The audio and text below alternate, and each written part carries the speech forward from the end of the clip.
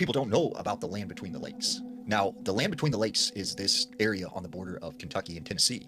And basically, at the time, there were two rivers that formed this piece of land in between. And apparently, in the 60s, 70s, sometime, they dammed it off and created what is now Lake Kentucky and Barkley Lake. And in between is this stretch of land that's become like this tourist destination where millions of people go every year to camp. Now, there are so many different legends and lore because apparently when they had dammed the lakes, they flooded entire towns, and some of these towns had cemeteries, and so a lot of these cemeteries are completely underwater, under the lake.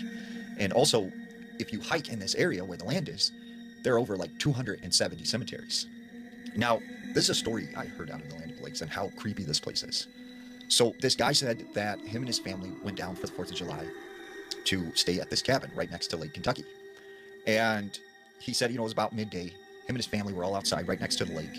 His sons were fishing, and he was just sitting there grilling out. Well, he said all of a sudden he hears a man's voice yelling, "Help me." And he said it sounded like it was coming from like the lake.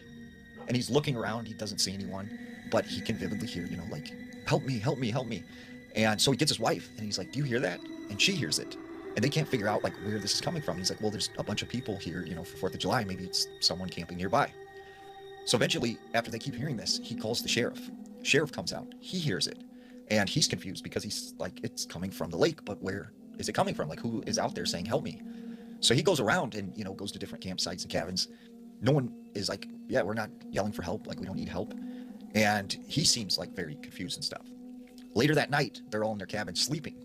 And he said, sometime in the middle of the night, they start hearing a banging at the door. And someone's like banging frantically at the front door of this cabin. And he said he could hear that same man's voice, and it was like yelling, "Help me, help me." So he's like, hold on, like, I'm coming. He runs to the front door of the cabin. He opens it up, and he said it was just completely quiet outside. There was no one.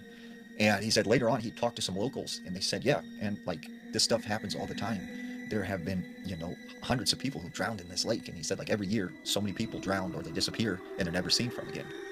One of the other legends about this area is something they call the LBL beast, or the beast of the land between the lakes. And this thing is similar to the Dogman up in Michigan, right?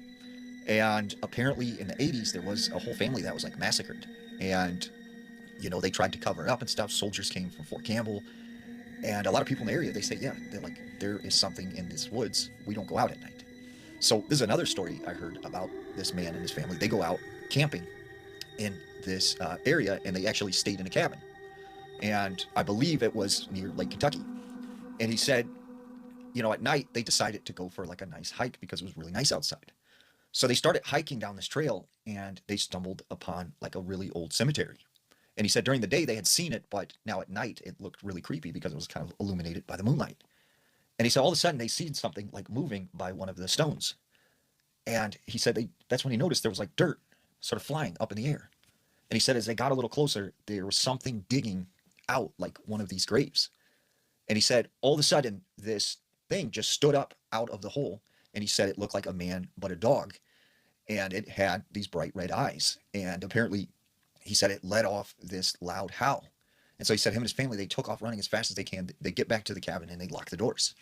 And he said all night long, they could hear this thing running around the house, making howls, like going up on the porch, tapping on the window. And they said whatever it was stalked them all night. And the next morning, they packed up and left.